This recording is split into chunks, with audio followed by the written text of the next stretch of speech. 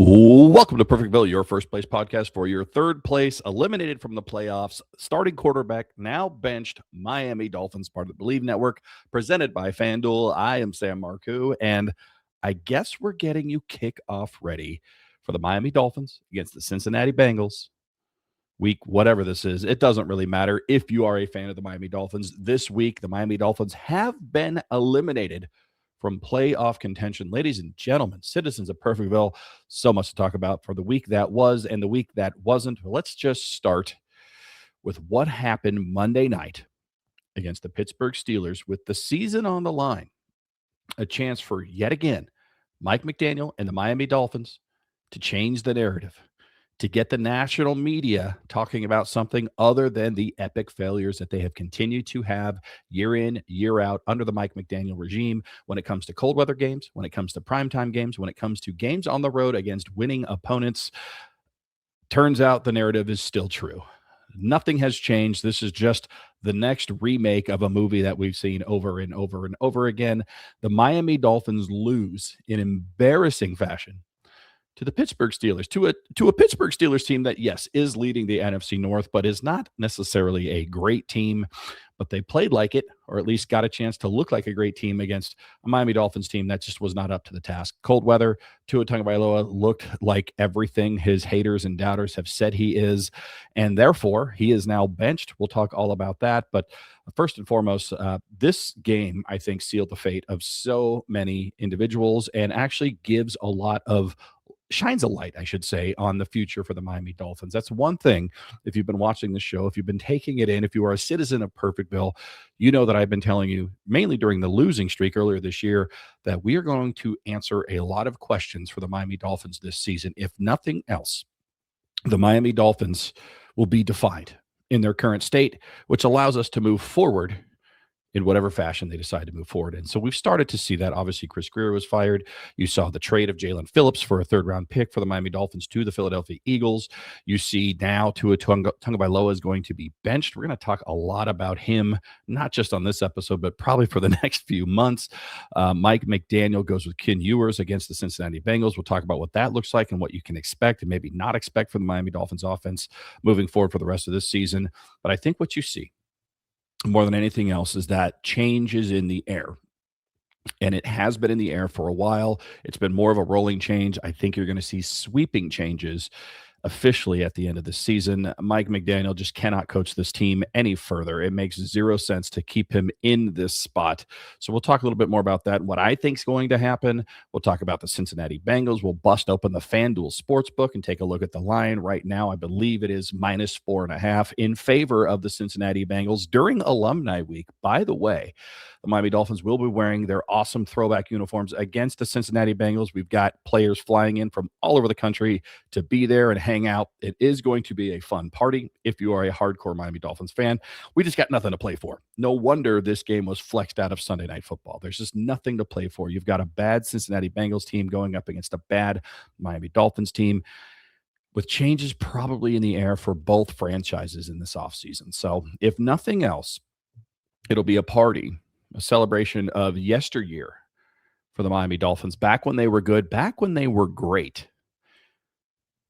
And then we'll have to deal with the problems that are today, the shit show at the fuck factory that is the Miami Dolphins in 2025 and beyond, because they are going to be bad, not just the rest of this season, but probably next season as well, for all the reasons that we've documented and more.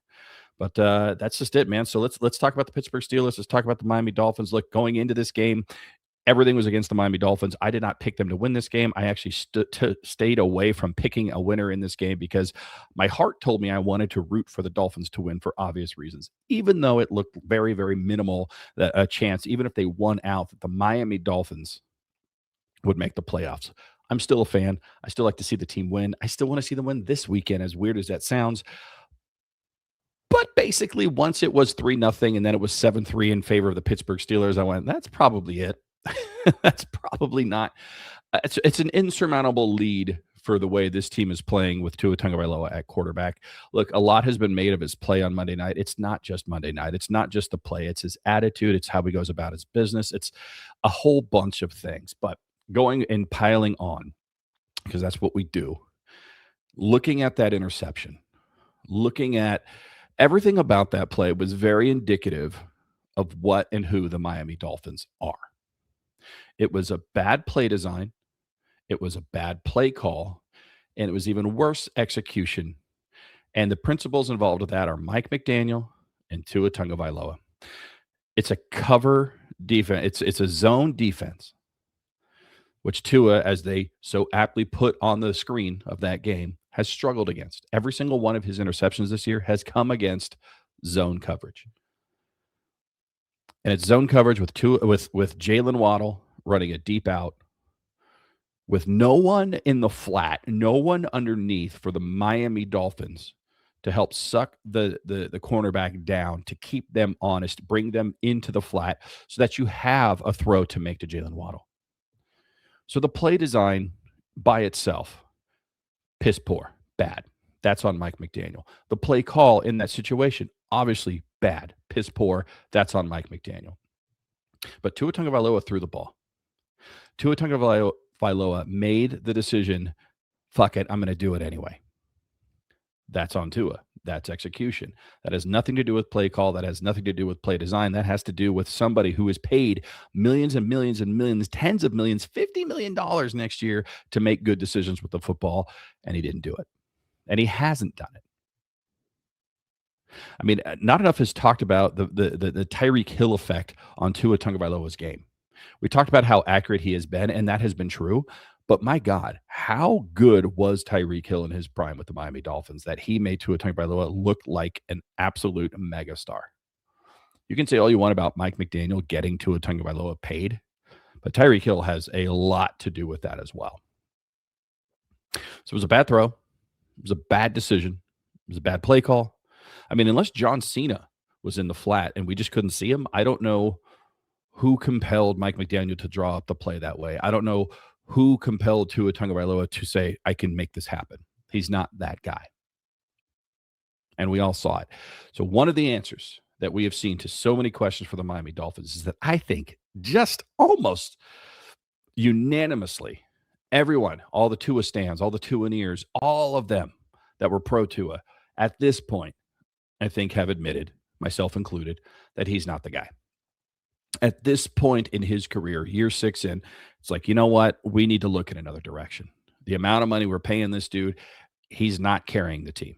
He is not the franchise. He is not the guy that's going to get the Miami Dolphins back to and win a Super Bowl. So we're united there. The Tua haters, you're right. At least now you are. Congratulations. I don't know what that got you. I personally root for everybody on the Dolphins until they suck, and then I'm like, get out of here. So that's where I'm at with Tua. He sucks now, so get out of here.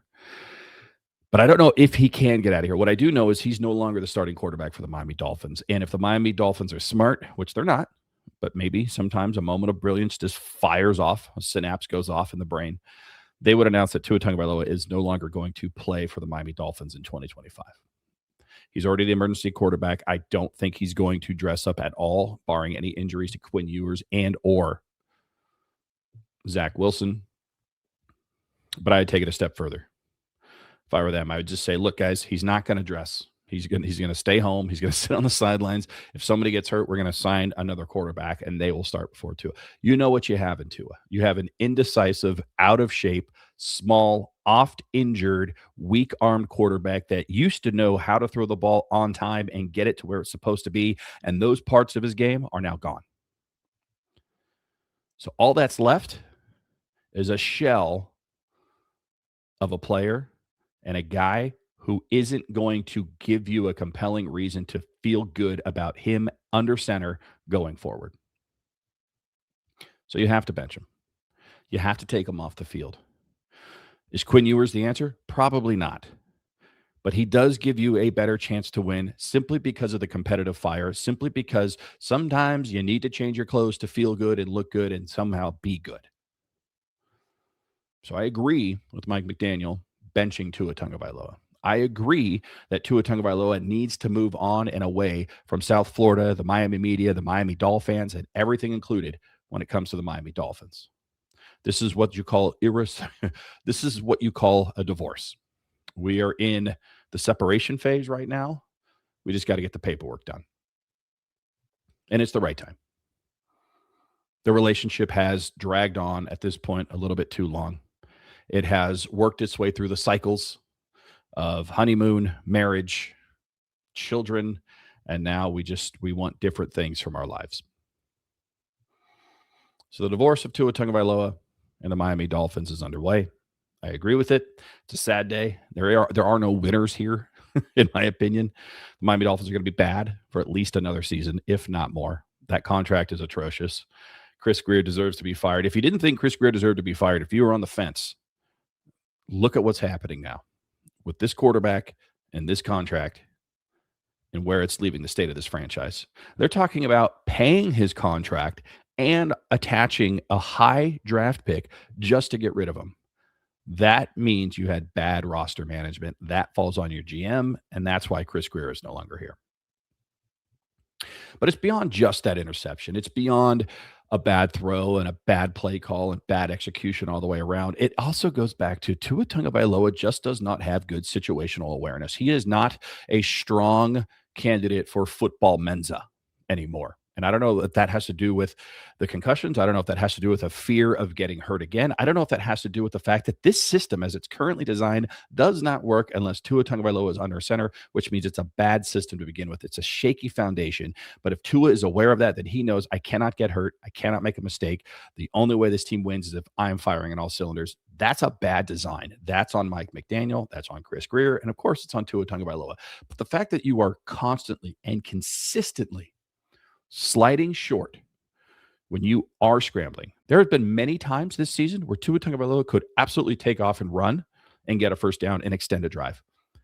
But instead, he doesn't do that. He waits. He gets hit. He takes a sack. So instead of getting a first down with your feet, you're getting to fourth down and long or third down and impossible based on your brain, based on your indecisiveness, based on the fact that you just don't seem to have the physical tools, the mental tools, or any other tools in that toolbox any longer.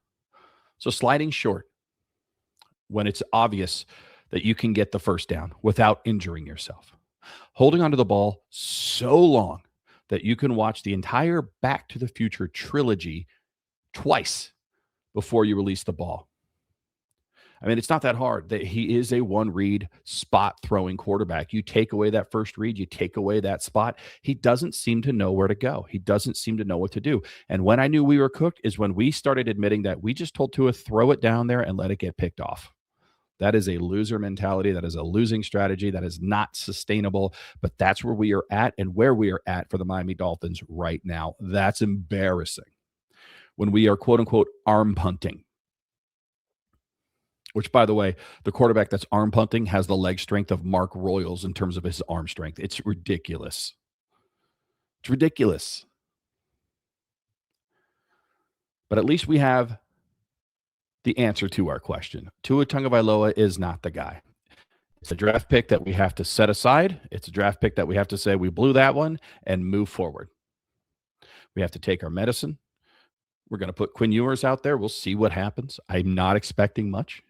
Not because of anything bad with Quinn Ewers, but he is a rookie 7th-round draft pick who's got very little experience at the NFL level, and the experience we have seen wasn't promising. One throw. He's made one throw that was impressive so far. He's been the 3rd-string quarterback all season. Now he's the 1st string. This is strictly for Mike McDaniel and the front office to evaluate who is going to be here next year. That's why Zach Wilson is not starting. He's not going to be here next year. Tua Tagovailoa bumped all the way down to the emergency 3rd-string quarterback. Chances are he's not going to be here next year. So maybe you got something with Quinn Ewers that you can say, all right, this is our backup going forward. Maybe he's a starter. I don't know. Probably not. But the question seems to be now that we've answered the Tua Tagovailoa question, what's going to happen with Mike McDaniel? Has he done enough during the winning streak to save his job for 2026 and beyond? I'd like to say no. As the proud owner of firemikemcdaniel.com, I'd like to no longer pay for that website. I'd like to just say, see, I told you so, and move on and get the next coach fire, blah, blah, blah.com. I don't know with Stephen Ross. Stephen Ross is the wild card. Stephen Ross is a guy who probably should have fired Mike McDaniel last year, probably should have fired Mike McDaniel earlier this season, has not, and who knows if he actually will. He may say, we've made enough changes around Mike McDaniel that we're going to move forward with Mike McDaniel, and let's see what happens in 2026 and beyond. So Stephen Ross is the wild card. But from where I sit, from what I've seen, from what I've experienced, we are to that point where they are going to tune Mike McDaniel out. We are into the silly season where everybody's going to be protecting themselves. Everybody's going to be padding their own resume and looking for ways to get somewhere else next year or get paid by the Miami Dolphins to continue to pay here, to play here. And that is not a good place to be. I think Mike McDaniel is somewhat of a lame duck coach. I think he needs to go. I think the entire scouting department needs to go. I think the entire coaching staff needs to go. I think Tom Garfinkel probably needs to go. I think everybody not named Stephen Ross. In fact, I would like to see Stephen Ross go, but he owns the team. He writes the checks. He's not going to do that. But you need to take the enema tube and shove it right up the ass of the Miami Dolphins football operations side and flush as much out as you possibly can. There is some residual crap stuck to the inner linings of this team, and they need a full body flush in order to be healthy going forward. The other answer that we need to have, because we have the answer to the question if Tua is the guy or not, he is not. But the other answer that we need to get is what happens with Tua now? Where do we go from here? I mean, the cap hit is real. It's going to be cheaper to keep him than it would be to trade him, to cut him. I don't know what the right answer is. I think in my heart, you got to get Tua away from this team. You cannot have him lingering. You can't have his presence. You can't have his name. You can't have his jersey. You can't have his tattoos, his dreadlocks, and everything that comes with Tua. You got to get him away from the organization. But you cannot do it with draft picks going out. So if that means eating a whole bunch of salary and having to figure out how to do it, then so be it. I would recommend strongly against renegotiating his contract and extending this out later, because you're going to have to pay it one way or the other. But you got to get Tua away from this team at the end of the season. I don't know where he goes. I don't care where he goes. But he cannot be here. But I just don't know how they're going to do it. Financially, this is a bad spot for the Miami Dolphins. This team's going to look wildly different next year, and I don't anticipate it's going to be in a good way. We're going to see a lot of pain if you're a Miami Dolphins fan. And if you're listening to the show, if you're watching the show, then you probably are a citizen of Perfectville and a Miami Dolphin fan. We're going to see a lot of pain. We're going to be angry. We're going to be like this big gray Hulk over my shoulder right here. You're not going to like us when we're angry. So we'll see what happens. We'll see what happens with Tua. We'll see what happens with Mike McDaniel. We got to get rid of these alliterations. Tua Tagovailoa, Mike McDaniel. Cam Cameron didn't work out for us. We need people that have diversity in their first and last name initials.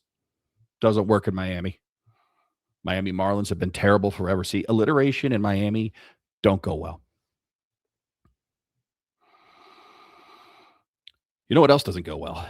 You not purchasing the products and services from these ads. So we're going to take a little break. You're going to listen. You're going to enjoy it. You're going to purchase all the things that we've told you and demanded that you purchase. And then we're going to come back. We're going to talk a little bit more present day. We're going to talk Cincinnati Bengals traveling to Miami, Joe Burrow, his classmate in the draft against now not Tua Tagovailoa, and the Miami Dolphins on Alumni Weekend. Throwing the throwbacks. We'll be back right after these words. All right, and we're back. Welcome back, Sam Marcoux, town of Perfectville, here on the BLEAV Network, presented by Fanduel. And let's just get you kickoff ready for the Cincinnati Bengals against the Miami Dolphins, two teams that were supposed to be much better than they actually turned out being this year, in a very down year for the AFC in general. The Kansas City Chiefs have been eliminated from the playoffs. Patrick Mahomes tore his ACL and his LCL. He's probably out for most of next season. The Patriots are good again. The Bills look like shit. The Jets are god-awful, so some things never change. It's a very depressed and down AFC. This should have been the year for the Miami Dolphins to get after it and establish themselves as an AFC powerhouse. They have not done it, and they won't do it. So let's just take a look at this. Cincinnati Bengals, with a worse record than the Miami Dolphins, come to Miami, Sunday, now at 1 p.m. Eastern. They were flexed out of that Sunday night football game, and rightfully so. The Bengals are favored by 4.5 points here on the FanDuel Sportsbook. Shout out to the boys and girls and AI bots at FanDuel. Check it out, FanDuel Sportsbook. Log in today. There's not just this game. There's every single game. The bowl season is against here. NBA is going on. NHL is going on. You've got NCAA men's and women's basketball going on. There's so much to do on the FanDuel Sportsbook. Check it out. But let's just take a look at this game. Let's check this out. Cincinnati Bengals favored by 4.5. The over-under is 47.5. I take the under. I am taking the under on this game unless the Cincinnati Bengals just decide to go crazy, which they just might. This is one of those games where I think the Bengals might look at each other. They have a good culture, it appears, when Joe Burrow's there and say, you know what? Let's just go out there and beat up all over these Miami Dolphins. Let's just embarrass them. Let's go have ourselves a feel-good moment right before Christmas.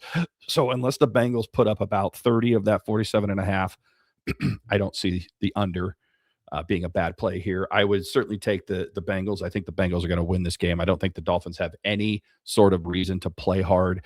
Everybody's talking to these players during practice. You got and it just seems like morale is really bad.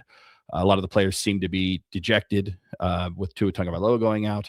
You're going to have a rookie 7th-round draft pick and Quinn Ewers being your starter. I just don't see this going well. Mika Fitzpatrick has been ruled out, so one of the better players for the Miami Dolphins on defense will not be there. I think you're going to see a lot of young players get a lot of run for the rest of the season, starting with this game. So I think you take the Bengals minus 4.5. I think you take the under on this. If you want to jump into some of the additional bets here for this game, here's a couple of them here. Mike Gesicki revenge game. I could see Mike Gesicki getting a touchdown in this game if you want to lay some money on the Cincinnati Bengals personnel. Jalen Waddle, I don't see him doing much. Darren Waller, if he plays, I don't see him doing much. Devon Achane, again, plus 340 for first touchdown of the game. That could be a good fun play. Quinn Ewers, just looking at the lines here, he's plus 138 for 200 yards passing. That's an very interesting bet. I think I wouldn't touch it. I wouldn't touch that. I don't know that Quinn Ewers is going to get 150 yards passing, let alone 200. And it's not because he doesn't have the talent. It's just because he doesn't have the experience. And look, the Bengals, if nothing else, are probably going to say, we're not going to let Devon Achane beat us today. We're going to make Quinn Ewers beat us today. And that means we're going to say, all right, try to throw the ball to anybody not named Jalen Waddle and see what happens. You're going to probably see, in my opinion, in this game, a pretty stripped down offensive playbook. I don't think you're going to see all the razzle dazzle and all the fun stuff that Tua Tagovailoa did really well with the misdirection. He was a little bit of a magician with the ball back there, with all the different, motions and shenanigans that are going on after the ball has been snapped, and making sure that the ball gets to him. Malik Washington on a jet sweep or Jalen Waddle on a reverse or something like that. That's not going to happen. I think you're going to see somewhat of a vanilla offense just to try to help Quinn Ewers understand what's going on day in and day out, play in and play out. So because of that, I think the Cincinnati Bengals are going to be able to pin their ears back and anticipate where this ball is going to go. We're going to run a lot with Devon Achane, Jalen Wright, and of course, Ollie Gordon if he plays. And I think you're going to see some pretty basic route trees and route running from our wide receivers and tight ends because of the limitations we're going to have with a rookie 7th-round quarterback being under center. So take the under. 47.5. Take the Bengals minus 4.5 and thank me later, because I don't see this game going the direction you'd want it to go if you're a Miami Dolphins fan and you want to see them play winning football. This is going to be a struggle. The struggle bus is going to be rolling into Miami Sunday afternoon. That's the way I see it. But I think that's okay. I mean, here's what I'd like to see out of this game. This is very much going to be a regular season, preseason developmental game for the Miami Dolphins. You already have Quinn Ewers under quarterback. I'd like to see what he does with the ball on a limited basis when it comes to play the playbook. I want to make sure that he can receive the ball correctly, that the game isn't too big for him, that he can turn around and hand it off to the running backs, that if he can't make his first read, he knows how to get rid of the ball or check it down or do something that shows me he's got basic fundamental skills that he can apply at the NFL level. That's what I want to see from Quinn Ewers. Anything on top of that is a bonus. If he's able to find Jalen Waddle on a slant or sluggo route or something like that, then that's just like, hey, home run. We got a guy.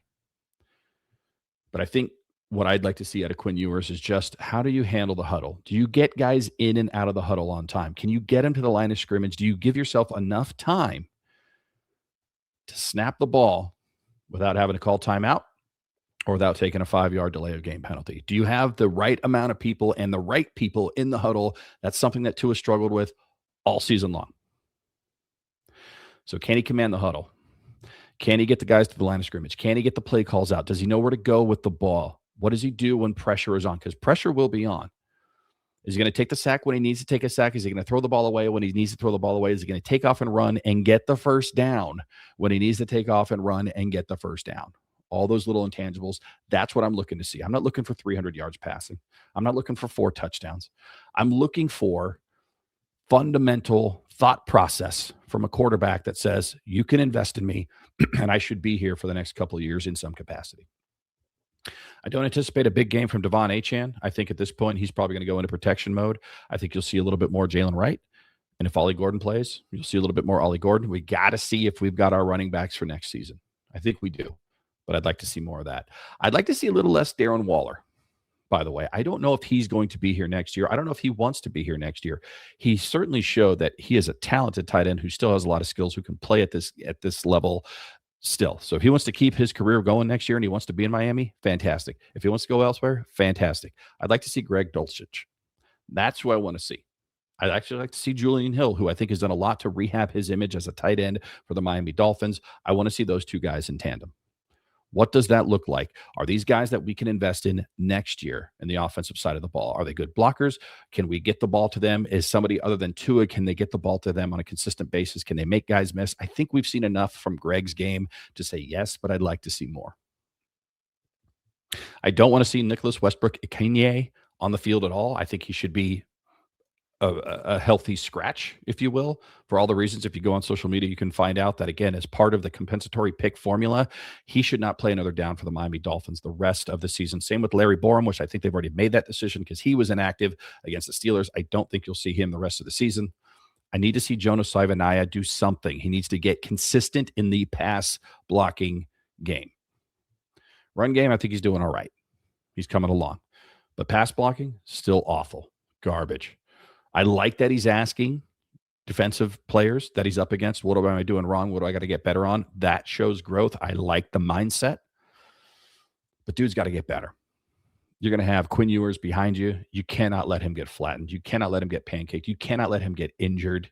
You got to be better.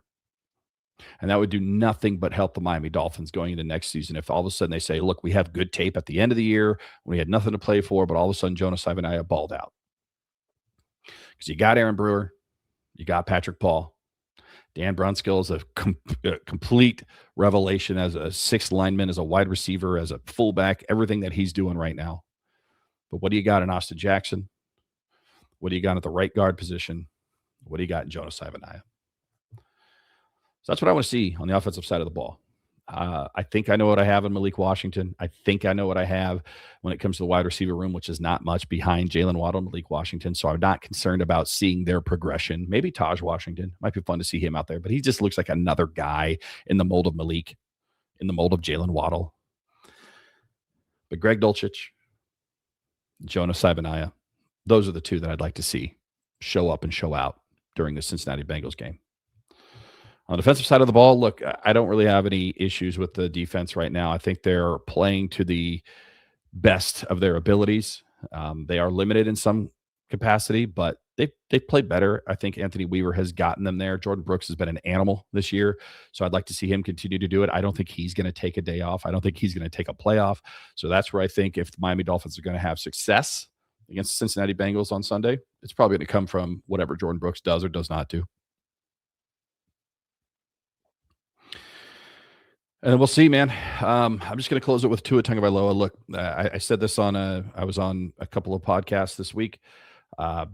Some people are motivated to get the money, and some people get motivated once they get the money. And I think we know where Tua Tagovailoa is. Tua Tagovailoa played very well for a couple of seasons. He tried hard. He bulked up. He did what he was supposed to do to protect himself, and then he got paid. And you can almost see the regression and the decline happen as soon as that contract was signed.